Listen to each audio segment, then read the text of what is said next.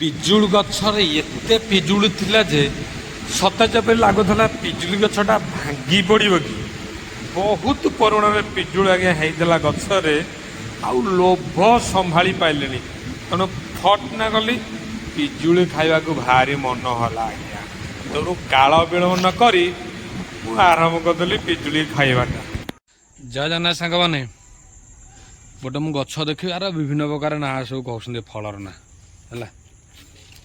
ଦେଖ ଛୋଟ ଗଛ, କେତେ ଛୋଟ ଅଛି ଗଛଟା, ଏମିତି ଫଳିଛି, ଫଳ ବହୁତ ଫଳିଛି। ଆକୁ ଆମ ଓଡ଼ିଆ ଲୋକ କହୁଛନ୍ତି ପିଜୁଳି କହିବେ, ଲେବୁଆ କହିବେ। ଆଉ ଏପଟ ଲାଇନ୍ ସବୁ ଯେଉଁ ଚାନ୍ଦ୍ରାବାଲା ଅଛନ୍ତି କହନ୍ତି ଲଉଆ ନା କ'ଣ ଗୋଟେ କହୁଛନ୍ତି, ତାପରେ ଅମୃତ କହୁଛନ୍ତି। ବିଭିନ୍ନ ଗୋଟେ ଫଳ ନାଁ ପ୍ରବଳ। ମୁଁ ଆପଣଙ୍କୁ ଦେଖୁଛି ଗୋଟେ ଗଛ ଅଛି ଏଠି, ଦେଖ ଆମ କଟକିଆ ଭାଷାରେ କହୁଛି ମୁଁ, ଲେବୁଆ କହନ୍ତି, ପିଜୁଳି ବି କହନ୍ତି। ଦେଖ ଆପଣ ବିଶ୍ୱାସ କରନ୍ତି, କେଡ଼େ ଛୋଟ ଗଛ ଏମିତି ଫଳି ଯାଉନି, କେଡ଼େ ବଡ଼ ବଡ଼ ଦେଖ ଫଳିଛି ଆଜ୍ଞା, ବହୁତ ଫଳିଛି ପିଜୁଳି।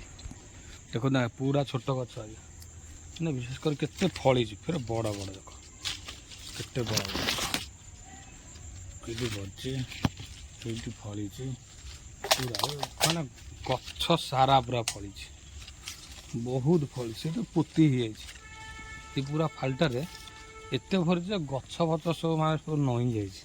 ଦେଖ ଆଜ୍ଞା କେତେ ଫଳିଛି।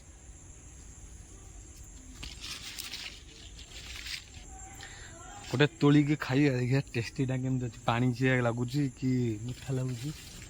ଦେଖ ଏଠି ଗୋଟେ ଅଛି, ତୋଳିଲି।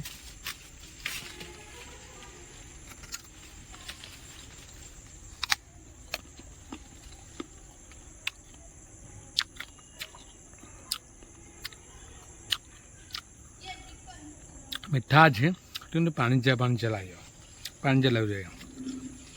9 କିଲୋ ମୁନଗୁଡ଼ା ଲାଇନ୍ କରିଦିଅ, କିଲୋ 100।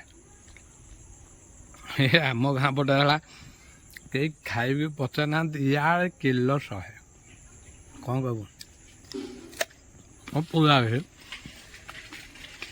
ଯେଉଁଟା କିଣିବ ଛୋଟ କିଏ ନୁହେଁ, ଗୋଟା ମିନିମମ୍ 70-80 ଗ୍ରାମ ପାଖାପାଖି ହେଇଯିବ ଗୋଟା।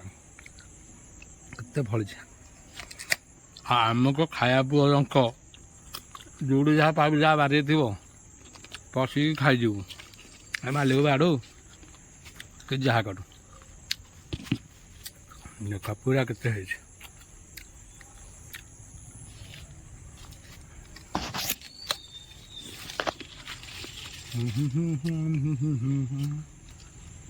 ହଉ ରହୁଛି ଆଜ୍ଞା, ଜୟ ଜଗନ୍ନାଥ। ମୁଁ ପିଜୁଳି ଖାଇବା ବ୍ୟସ୍ତ ହେଉଛି। ହଉ ଆପଣ ଟିକେ ଖାଆନ୍ତୁ ପିଜୁଳି, ଦେହ ପାଇଁ ଭଲ। ଜୟ ଜଗନ୍ନାଥ।